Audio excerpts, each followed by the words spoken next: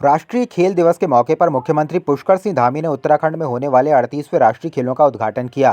कार्यक्रम में मुख्यमंत्री ने राष्ट्रीय और अंतर्राष्ट्रीय खिलाड़ियों को सम्मानित करने के साथ ही मुख्यमंत्री उदीयमान योजना के लाभार्थी युवा खिलाड़ियों को डीबीटी के माध्यम से छात्रवृत्ति भी स्थानांतरित की। इस मौके पर मुख्यमंत्री देहरादून ने महाराणा प्रताप स्पोर्ट्स कॉलेज में खेल की कक्षाएं चलाने, प्रदेश के 2600 में से 10% खिलाड़ियों को विशेष प्रशिक्षण देने की भी घोषणा की है। मुख्यमंत्री ने खेल दिवस के मौके पर सम्मानित सभी खिलाड़ियों को शुभकामनाएं देते हुए कहा कि खिलाड़ियों को जो सम्मान दिया है उससे उन खिलाड़ियों के साथ साथ बाकी खिलाड़ी भी प्रेरणा लेंगे और आगे बेहतर प्रदर्शन करेंगे। राष्ट्रीय खेल दिवस पर मैं आज सभी खिलाड़ियों को बहुत बधाई देता हूं, शुभकामनाएं देता हूं और जो घोषणाएं हमने यहां पर करी हैं, ये घोषणाएं हमारे खिलाड़ियों को और प्रोत्साहित करने के लिए, उनके उत्साहवर्धन के लिए कि वो हर क्षेत्र में और अच्छा प्रदर्शन करें। उत्तराखंड राज्य खेल के क्षेत्र में भी अपना एक मुकाम हासिल करे। हर क्षेत्र में हमारे खिलाड़ियों का प्रदर्शन अच्छा हो, उनकी सुविधाओं को बढ़ाने के लिए हम कृत संकल्पित हैं। इसी को ध्यान में रखते हुए हम नई खेल नीति लाए थे और नई खेल नीति में हमने खिलाड़ियों के प्रोत्साहन के लिए उनको खेलने के जाने के अवसर हों या अन्य प्रकार की सुविधाएं हैं, वो सभी सुविधाएं की हैं। मुख्यमंत्री उदीयमान खिलाड़ी योजना के अंतर्गत भी उनके लिए हमने सहायता राशि का प्रावधान किया है। खबर देहरादून से है, जहां राजभवन में राज्यपाल retired lieutenant general Gurmeet Singh ने राज्य विश्वविद्यालयों के कुलपतियों की बैठक ली। बैठक में राज्यपाल ने सभी कुलपतियों को विश्वविद्यालयों से संबद्ध महाविद्यालयों और संस्थानों के औचक निरीक्षण के निर्देश दिए हैं। राज्यपाल ने कहा है कि कॉलेज में विद्यार्थियों की सुविधाओं और उनके विकास में कोई कोर कसर ना रहे। उन्होंने कहा कि शिक्षा व्यवस्था विद्यार्थी केंद्रित होनी चाहिए और छात्रों का सर्वांगीण विकास एवं शिक्षा की गुणवत्ता में सुधार ही हमारा उद्देश्य होना चाहिए। उत्तराखंड में 38वें राष्ट्रीय खेलों के सफल आयोजन और प्रबंधन के लिए एकीकृत स्पोर्ट्स पोर्टल और ऐप डेवलप करने के साथ साथ स्पोर्ट्स प्रोजेक्ट्स मैनेजमेंट यूनिट स्थापित की जाएगी। यह फैसला खेलों के आयोजन से संबंधित उच्चाधिकारी समिति की हुई पिछले दिनों की बैठक में लिया गया। प्रतियोगिताएं देहरादून, नैनीताल, उधमसिंह नगर, हरिद्वार, टिहरी और पिथौरागढ़ में होनी है, जहां आयोजन स्थलों, स्टेडियम व खेल परिसरों के आसपास की सड़कों के नेटवर्क को मजबूत करने के लिए लोक निर्माण विभाग के चीफ इंजीनियर को नोडल अधिकारी नियुक्त करने के संबंध में निर्देश दिए गए। राष्ट्रीय खेलों को लेकर सरकार विभाग माननीय मुख्यमंत्री जी के दिशा निर्देश में हमारी संपूर्ण तैयारियां हैं। अब बात आती है प्रबंधन की। निश्चित रूप से राष्ट्रीय खेल एक विभाग का योजना नहीं है। राष्ट्रीय खेल मैं समझती हूँ पूरे प्रदेश का विषय है।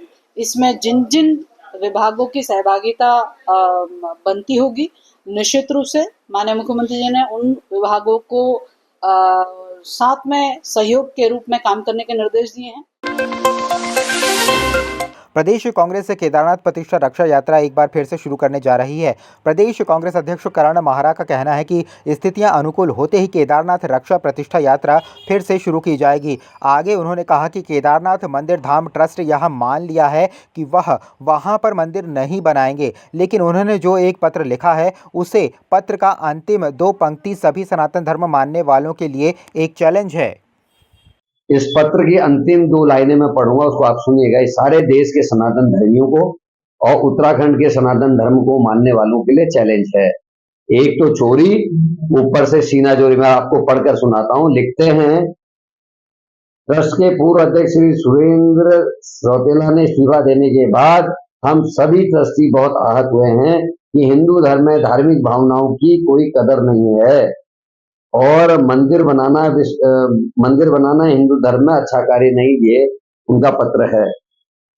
हमें इस पत्र पर घोर आपत्ति है, उनके द्वारा की गई टिप्पणी पे घोर आपत्ति है। एक तो आप चोरी करें, ऊपर से सीना चोरी करें, उस पर आता है। इसमें जो लोग इस ट्रस्ट के कार्यक्रम में मेहमान बन के गए थे उनको भी माफी मांगनी चाहिए। रुड़की तहसील क्षेत्र के जस्सावाला रोड के समीप Maharshi Dayanand medical science research institute college में गोलदार का जोड़ा दिखाई देने से हड़कंप मच गया। आपस में खिलाड़ी करते हुए गोलदार के जोड़े की हरकत सीसीटीवी कैमरे में कैद हो गई। गोलदार दिखाई देने पर आसपास के ग्रामीणों और स्कूल प्रशासन में हड़कंप मचा हुआ है। धनौरी क्षेत्र के जस्सावाला रोड पर एक कॉलेज में गोलदार की धमक से दहशत बनी हुई है। कॉलेज प्रबंधन अश्विनी सैनी ने वन विभाग को गोलदार को पकड़ने की मांग की है। उत्तराखंड 2024 की पीसीएस परीक्षा में रुड़की ब्लॉक के नगला कोबड़ा गांव के रहने वाले रवि कुमार ने बाजी मार ली है। इस मौके पर उनके परिजनों में खुशी का माहौल देखने को मिला। आपको बता दें कि रवि कुमार बहुत ही साधारण परिवार से हैं। रवि के परिवार में 5 भाई व 2 बहनें हैं, जिनमें से 2 भाई पीसीएस का एग्ज़ाम पास कर चुके हैं। रवि ने अपनी सफलता का श्रेय अपने माता पिता और परिवार वालों के साथ साथ मिलने जुलने वालों को दिया है। कठिन से कठिन परिस्थिति में मोटिवेट किया है और इनको देखकर ही मुझे हमेशा आगे बढ़ने की प्रेरणा मिलती है सर। मेरे बड़े भाई साहब है जो पहले से पीसीएस में सेलेक्टेड है सर, उन्होंने मुझे मतलब हर कदम पर मोटिवेट किया आगे बढ़ने के लिए।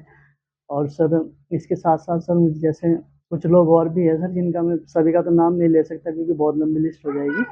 जैसे अजय वीर सिंह चौहान जी हैं, एक जितेंद्र कुमार जी जो एसडीएम हैं, उन्होंने भी मेरा बहुत मार्गदर्शन किया है सर इस जर्नी के। आप सब जी सर उनके लिए मैं यही संदेश देना चाहूँगा सर, ये परीक्षा जो है आपसे धैर्य और कड़ी मेहनत की डिमांड करती है सर।